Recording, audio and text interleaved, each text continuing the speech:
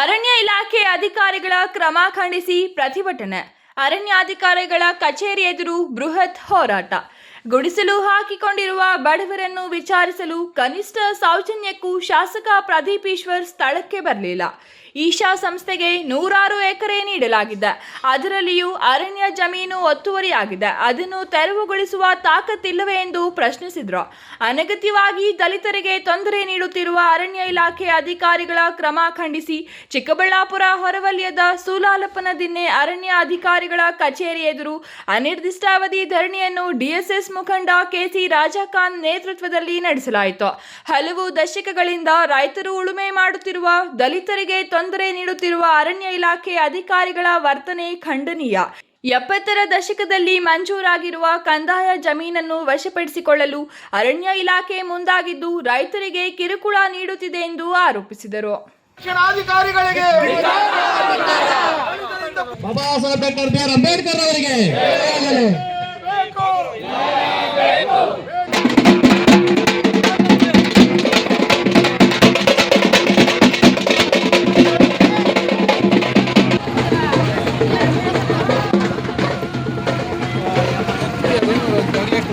ಸರ್ಕಾರಕ್ಕೆ ಬರೀ ಬೇಡ ಈಗ ಸೆಕ್ಷನ್ 4 ನೋಟಿಫಿಕೇಶನ್ ಆಗಿರೋ ಜಾಗದಲ್ಲಿ ಹೊಸ ಹಕ್ಕುಗಳನ್ನ ಪಡ್ಕೊಳ್ಳೋದು ಸೆಕ್ಷನ್ 6 ಅಲ್ಲಿ ಅದು ಪ್ರೈವೇಟೆಡ್ ಇಲ್ಲ.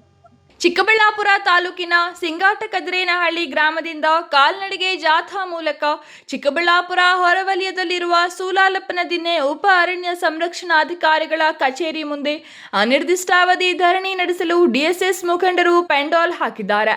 ಆದರೆ ಅಧಿಕಾರಿಗಳು ಏಕಾಏಕಿ ಪೆಂಡಾಲ್ ಕಿತ್ತು ಹೊರಹಾಕಿದ್ದು ಇದು ಡಿಎಸ್ಎಸ್ ಮುಖಂಡರನ್ನು ಕೆರಳಿಸಿತ್ತು. ಆದರೆ ವಿಚಾರ ತಿಳಿದ ಕೂಡಲೇ ಜಿಲ್ಲಾ ಪೊಲೀಸ್ ವರಿಷ್ಠಾಧಿಕಾರಿ ಕುಶಾಲ್ ಚೌಕ್ಸೆ ಸೇರಿದಂತೆ ಇತರೆ ಹಿರಿಯ ಅಧಿಕಾರಿಗಳು ಸ್ಥಳಕ್ಕೆ ಧಾವಿಸಿ ಬಂದು ದಲಿತ ಮುಖಂಡರ ಮನವೊಲಿಸುವಲ್ಲಿ ಯಶಸ್ವಿಯಾದರು. ಅಲ್ಲದೆ ನಾಳೆ ಡಿಎಫ್ಒ ಕಚೇರಿಯಲ್ಲಿ ಮಧ್ಯಾಹ್ನ 12 ಗಂಟೆಗೆ ಹಿರಿಯ ಅಧಿಕಾರಿಗಳು ಮತ್ತು ದಲಿತ ಮುಖಂಡರ ಸಭೆ ನಡೆಸುವ ಭರವಸೆಯನ್ನು ನೀಡಿದರು. ನಾನು ಕೂಡ ಜೊತೆ ಮಾತಾಡಿದ್ದೀನಿ. ಏನು ನಾವು ಮಾಡಿಲ್ಲ. ಇಂಟೆನ್ಷನಲಿ ಯಾವುದೇ ತರದ್ದು ನಾವು ಇಂಟೆನ್ಷನ್ ಆಗಿ ಆಗ್ಬೋದು, ಈ ತರ ಆಗ್ಬೋದು, ಈ ತರ ಮಾಡಿಲ್ಲ. ಅದು ಯಾವುದು ಅಂದ್ರೆ ಯಾವುದು ಮಾರ್ಜಿತ ಪ್ರತಿ ಆಗಿ ಅದು ರಿಮೂವ್ ಆಗಿತ್ತು. ಆಮೇಲೆ ಅವರ ಗಮನಕ್ಕೆ ಹೋಗಿದೆ. ಮತ್ತೆ ಪೊಲೀಸರಾಗಿ ಕೂಡ ಮಾತಾಡಿದ್ರೆ ಆಮೇಲೆ ನಮ್ಮ ಕೂಡ ಬೆಳಗ್ಗೆಯಿಂದ ಬಂದು ಮಾಡಿದ್ದಾರೆ. ಆಮೇಲೆ ನಾವೆಲ್ಲ ಮತ್ತೆ ಡಿಸೈಡ್ ಮಾಡಿ ಅದೇ ಜನ ಯಾರು ಮುಂದೆ ಡಿಸೈಡ್ ಆಗಿತ್ತು ಅದೇ ಜನ ಅದನ್ನು ಮುಂದೆ ಬರಬೇಕು. ಸ್ವಲ್ಪ ಅದನ್ನು ಹಿಂದೆ ಹಾಕಿದ್ದಾರೆ. ಮತ್ತೆ ಸಮಿತಿ ಚೆನ್ನಾಗಿತ್ತು. ಈಗ ಕೂಡ ಬಂದಿದ್ದಾರೆ. ಮತ್ತೆ ತಾವೆಲ್ಲರೂ ಯಾವ ವಿಷಯ ಅವರಿಗೆ ಯಾವ ವಿಷಯ ಬಗ್ಗೆ ಈಗ ಹೋರಾಟ ಆಗ್ತಾ ಇದೆ ಆ ವಿಷಯ ಬಗ್ಗೆ ಕೂಡ ನಮ್ಮ ಡಿಸ್ಕಷನ್ ಆಯಿತು.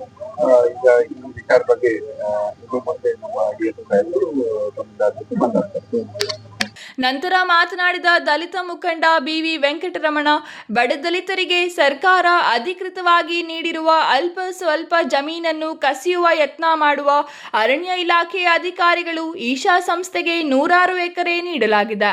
ಅದರಲ್ಲಿಯೂ ಅರಣ್ಯ ಜಮೀನು ಒತ್ತುವರಿಯಾಗಿದೆ. ಅದನ್ನು ತೆರವುಗೊಳಿಸುವ ತಾಕತ್ತಿಲ್ಲವೇ ಎಂದು ಪ್ರಶ್ನಿಸಿದರು.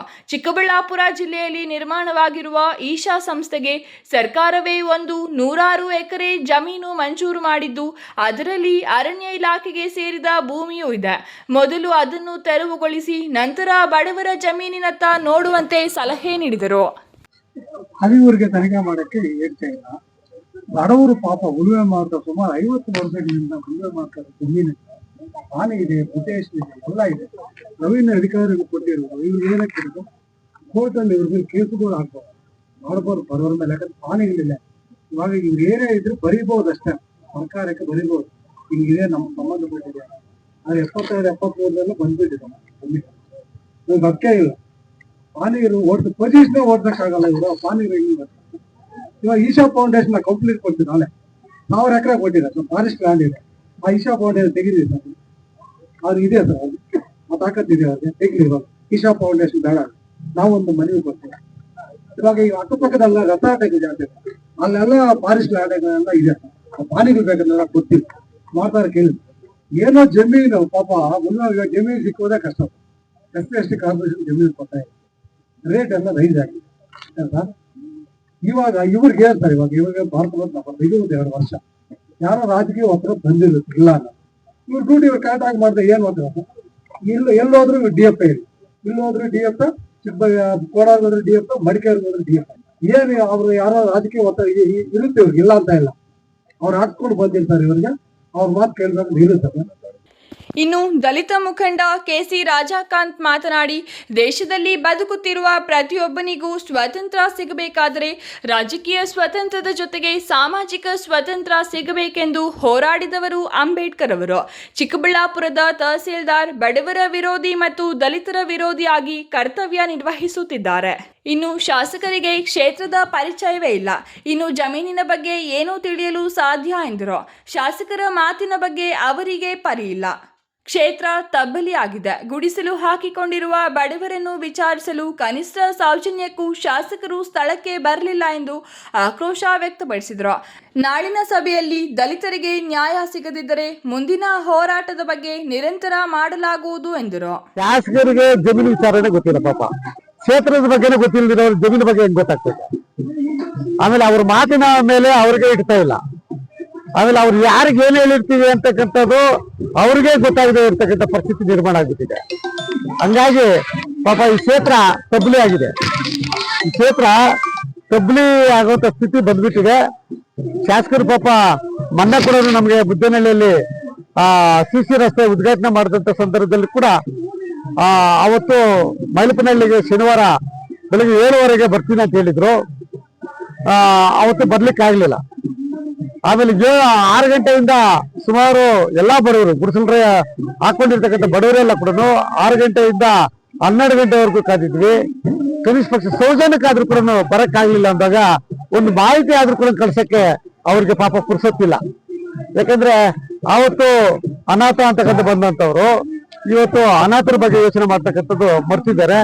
ಆ ಕಾರಣಕ್ಕೆ ಅನಾಥರು ಗುಡಿಸಲಾಕೊಂಡಾಗ ಅನಾಥರ ಹತ್ರ ಬಂದು ಮಾತಾಡೋದಕ್ಕೆ ಅವ್ರ ಕೈಯಲ್ಲಿ ಆಗ್ಲಿಲ್ಲ ಅಂತಕ್ಕಂಥದ್ದು ಈ ಸಂದರ್ಭದಲ್ಲಿ ಹೇಳಕ್ಕೆ. Jangalahalli Ashwath, power news 1, Chikkaballapur.